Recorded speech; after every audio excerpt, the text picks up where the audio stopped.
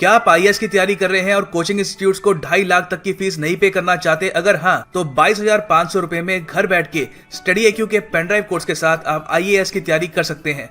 आज ही विजिट करें studyIQ.com। Hello friends and welcome to StudyIQ.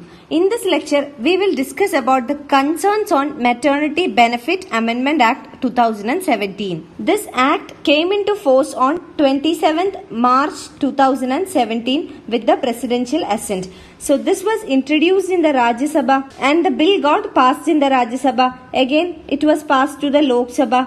The Lok Sabha also passed the bill and finally it has reached the President for his assent. So the President gave assent on 27th March 2017 and thereby it became an act. So when we say Maternity Benefits Amendment Act, it means that earlier some act was prevailing. So it was the Maternity Benefits Act of 1961. So this act amended the Maternity Benefits Act of 1961 and thereby came to be known as Maternity Benefits Amendment Act 2017. And what was the main aim of this act? The main aim was to regulate the employment of women during the period of childbirth. So this act was aimed at regulating employment of women. So during childbirth and pregnancy, women needs some leave from the job and that is a major concern. So they will be getting a certain period of leave and that would not be enough. So this act was aimed at regulating the employment of women in order to bring gender equality, women empowerment and also enable them to undergo the period of pregnancy and childbirth and also the child care without losing their job or without much affecting their job. So in this lecture, we will be discussing about the major concerns with regard to the Maternity Benefits Amendment Act. This came into force in March 2017 and mostly from April 1st, 2017 onwards, the provisions of this act came into force. So since then, there were a lot of challenges, there were a lot of questions that were posed with regard to this act. So we will be discussing the concerns with regard to this act in this lecture. So let us start. First of all, let us see what are the key provisions provided in the Maternity Benefits Amendment Act 2017. First of all, this act extends the women's paid maternity leave. So this is paid, which means the women will not be losing the wages or salary or the financial benefits. So the paid maternity leave was extended from 12 to 26. Earlier it was 12 weeks, now extended to 26 weeks. So women will be getting a 26 weeks of paid maternity leave. And out of this 26 weeks, 8 weeks can be taken before the delivery if wanted. So 8 weeks of paid leave pre-delivery is also allowed in this maternity leave. Again, enterprises with more than 50 or more employees should provide creche facility. Creche means a place where you can keep your children. The children will be taken care of. So provision for creches were provided where there is 50 or more than 50 employees. And also the mother should be allowed 4 visits per day. The mother should be allowed to visit the children in the creche for 4 times a day. Also under this act, women with 2 or more than 2 children will get reduced entitlements. If a mother has more than 2 children, the leave will be only for 12 weeks for the third child onwards. So this benefit of extended maternity leave from 12 weeks to 26 weeks, it is applicable for up to 2 children. If it is more than 2 children, it will be only 12 weeks. So this is as a part of the family planning. Another provision of this act or another feature is that the cost of this paid maternity leave, creche facility, it should all be provided by the employers alone. And this is one important feature. We will be discussing about it later in this session. So the cost of all this should be provided by the employers alone. Also, it is compulsory for the employers to educate women about maternity benefits available to them at the time of appointment. So, when a woman is appointed to an organization, the employer of the organization must educate the women about the maternity leave or maternity benefits available to them at the time of appointment itself. And this is compulsory. Now, let us see what are the employment concerns with regard to Maternity Benefit Amendment Act 2017. 2017. Some recent reports suggest that 11 to 18 lakh jobs were lost for women since 2018, and this is for 10 sectors. This survey was conducted for 10 sectors, and it was estimated that around 11 to 18 lakh jobs were lost for women. So what would be the reason? The reason is that with this increased maternity benefits, the employer solely has to bear all the cost of this benefits, and also this is considered to be an increased burden for the employer to pay 26 weeks paid maternity leave, and the cost is completely borne by the employer. Again, the employer thinks that the productivity will come down. There will also be instability because some women will be availing the maternity benefits. So all this has led to losing of job for the women. This is due to the discrimination of the employer towards women. So discrimination has led to losing of jobs for women, and this is with regard to 10 sectors. And another survey regarding all sectors since this bill was implemented or this act was implemented, it suggests that 1.2 crore women has lost jobs since the day this bill was passed or since the day this act came into being. So discrimination from the part of employers has been there, and also this has led to many women losing jobs. And another fact is that in India, hardly 6.5% of women work in the formal sector. So the rest, around 94% of the women, they work in the informal sector of the economy, and this informal sector is not covered under the Maternity Benefit Amendment Act 2017. Because the informal sector is unorganized sector, the government is not able to get proper data with regard to the sector. Also, the implementation of this act in the informal sector is difficult. The supervision is difficult. Because of all these factors, this Maternity Benefit Amendment Act does not apply to the informal sector because of its difficulty to implement. And 94% of women work in the informal sector. So we can say that this is one major concern with regard to this act. So what is the remedy for this? There is a need for more jobs in the formal sector because more young and educated women are joining the workforce every year. So we need more formal sector jobs. Also, we have seen that many women are losing jobs. So this will lead to decline in hiring women, and this will affect the female labor participation.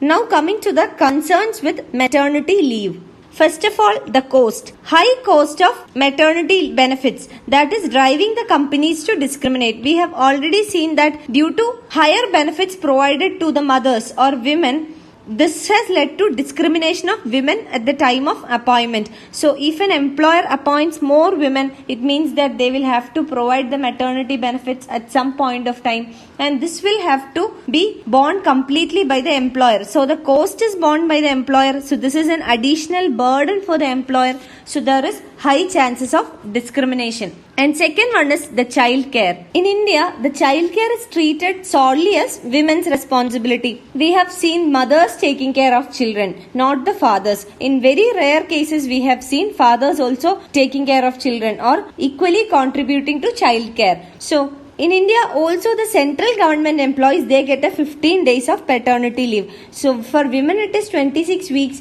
and for men it is 15 days. So with this we can understand how the society discriminates women and men with regard to the child care. So Indian society doesn't give an equal responsibility of child care to men and women. The society itself is biased towards women for child care. But in case of European countries, both the parents are involved in child care. If we take the example of countries like Norway, Iceland, Denmark, etc., the governments provide equal role for men as well as women. The father and the mother has got equal role in child care. It is also with regard to the parental leave. So there is nothing like maternity leave or paternity leave. It is parental leave. So this parental leave is equally shared between the mother and the father. And one question you can ask is this paternal leave benefited, or is the economy or the society in the countries like Norway, Iceland, Denmark, etc. are benefited out of this parental leave? Of course they are benefited, and it is clear from the indices.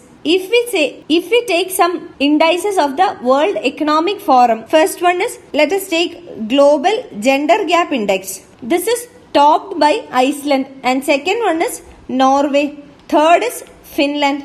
Rank of India is 108 out of 144. And another example, if we take the global human capital index, the country that tops the list is Norway, second is Finland, third is Switzerland, and India has got rank of 103 out of 130 countries. And another example, if we take inclusive growth and development report, and according to the inclusive growth and development report, India has a rank of 62 out of 103 countries. The country that tops the list is again Norway, Ireland second, and Luxembourg is the third one. So if we look at some important indices or reports, all this indicate that the countries like Norway, Iceland, Denmark, Switzerland, Finland, etc. have come out as the best. And if we look at the child care there, we will see that the government doesn't bias women and men.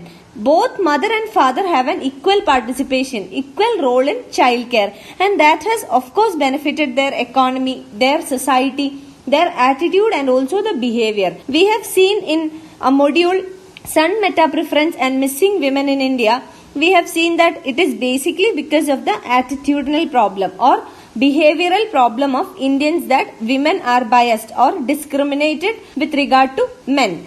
So if we need to change the attitude, one solution is providing equal role for mother and father in the child care. So jobs like child care, household activities, everything is discriminated towards women in India. So this is one way we can empower women and also lessen the discrimination against them. The third concern is informal sector. As we have already seen, around 93 to 94% of the women workforce work in the informal sector.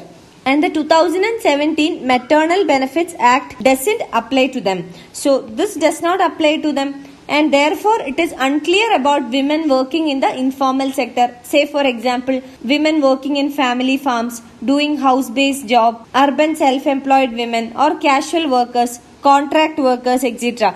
So this bill or this act is unclear about the informal sector women. And also the provisions of the National Food Security Act 2013. This is also not fully implemented. So we can say that this is one major concern with regard to the act. Now coming to the facilities. There is no clarity regarding the child care facilities even after the 6 months. So we said till 6 months certain facilities of child care are provided in the formal sector. But after 6 months how this child care facilities are available, it is not clear. So we can say India basically lacks child care facilities.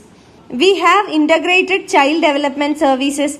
The aim of this ICDS or integrated child development services is to provide nutrition and child care up to 6 years. But what is the problem? We lack quality and also coverage. Quality of child care in India is less, and also this is not covered fully. So the people who enjoy the benefits or the benefits are reached to only a minimum people. So coverage is less and also the quality is very low. Now let us see how can we address this issue. First of all, one major concern is cost, and we have seen that the employer has to solely bear the cost. So, and solution to this is the government can share the cost of maternity benefit, and if the government shares the cost, it will reduce the discrimination of the employer towards the women employees. So with this, more women employees will be recruited and there will be more women work participation. So thereby we can ensure gender equality and also women empowerment. And according to a 2018 ILO report, ILO is International Labour Organization. So this is a report given by the ILO, and the report emphasizes the need for government to share at least 2/3 of the maternity benefit cost. So ILO recommends a 2/3 share by the government's part. And if government shares the cost of maternity benefits, employers will not be discriminating women in recruitments, and this will help in gender equality, women empowerment, etc. And one limitation is that this relates largely to the formal sector. So we have seen the informal sector in India is highly unorganized, there is no proper data available, so implementation is very difficult, monitoring is very difficult. So even if the government shares the cost, this will be largely useful for the formal sector only. That is one limitation. Second one is with regard to paternal leave. So father's role in child development or child care should also be recognized. So when the father's role in childcare increases, this will decrease the discrimination against women. So this will bring in a change in the attitude or behavior, and attitudinal problem is the major problem in India with regard to gender discrimination. So this will change the attitude or behavior of the men towards women, and this will lead to women empowerment and gender equality. The social indicators will improve. So this will help in improving the social indicators. If we look at the statistics, 55% of the countries recognize father's role and they give paternity leave to men. So this will be in varying degrees, but 55% of the countries give paternity leaves. But in case of India, only the central government employees get paternity leave, and that also only for 15 days. So we can estimate the difference the government itself is showing, or the discrimination government shows for women and men with regard to child care. Women getting 26 weeks and men only 15 days. This itself lessens the responsibility of father towards the child or child care. And another advantage associated with providing paternity leave is that this will provide a level playing field for the job sector. How? By reducing the employer discrimination. So we said because there is maternity leave, employers are discriminating women, and if there is equal paternity and also maternity leave, what will the employer do? There will be lesser discrimination because it is a level playing field. If we take an example, the country Iceland provides 9 months of parental leave. It is not paternity leave or maternity leave. It is 9 months of parental leave. And out of this 9 months, 3 months are reserved for women. 3 months are reserved for men. That is 3 months for mother and 3 months for father. And the rest 3 months, it should be shared between the father and the mother. So see how a country is giving equal responsibility in child care to both the father and the mother. And we have seen already that the countries like Iceland, Norway, Finland, etc., they have excelled in various indicators or indices of the World Economic Forum as well. Next one is with regard to the work time. So offering a flexible work time for both sexes, that is the male and the female, will help with work-life balance. So if we take the example of large IT companies, they have introduced flexible time and also they have the option of work at home. So from the example of the IT companies, it is proved that because they provide flexible timings to their employees, the productivity in these sectors have increased. So when the employee is getting flexible time or work at home option, it increases the productivity of the employee. Next one is with regard to the facilities. So facilities like child care centers, creches, etc., this should be improved. So if it is improved, it will increase the women's work participation. When women find a better place or some facilities to accommodate their children, they will engage more in the work. So women's work participation will increase. The productivity of their work also increases. And this facilities should not be provided only for 6 months or 3 months. It should be for the early childhood itself, maybe up to 6 years. The early childhood of the kids must be taken care. And in case of informal sector, one solution is that if some small medium enterprises, if some of them are located in a proximity, they could pool the resources and create creches.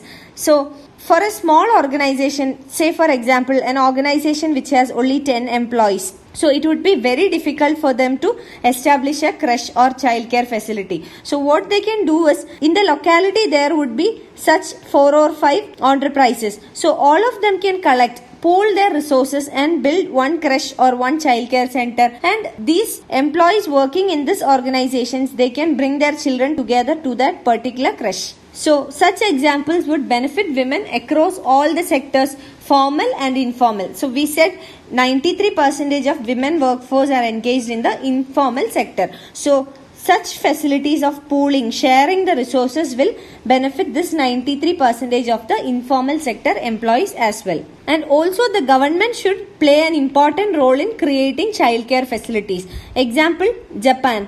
Japan is a country where the government has expanded high quality childcare centers, and this has increased the women's work participation in that country. So Japan is a proven example. So such models should be adopted in India as well in order to increase the women's work participation. And only if women participate in labor or productive activities, it will empower the women. So this is very important. So the government also has a role in it. Another solution is to provide awareness. Media campaigns can be conducted to change the social norms. So the responsibility of the fathers in childcare can be improved. And above all, children are public goods, and this should be made aware to the general public. So media can have a good role to play in this regard.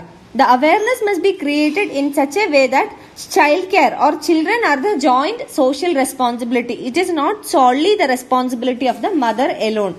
And there should be some alterations also to this act, like more comprehensive and gender balanced policies must be taken under this act. Comprehensive means including all the sectors, informal sector as well, and gender balance means not only mothers should be given the responsibility or the benefits, the fathers also. This will increase the responsibility of the father in childcare, and thereby women empowerment and gender equality will be attained. You can find the PDF of this lecture on my Facebook page. Thank you. क्या आप IAS की तैयारी कर रहे हैं और coaching institutes को 2.5 लाख तक की फीस नहीं पे करना चाहते? अगर हाँ, तो 22,500 रुपए में घर बैठ के StudyIQ के पेन ड्राइव कोर्स के साथ आप IAS की तैयारी कर सकते हैं। आज ही विजिट करें studyiq.com।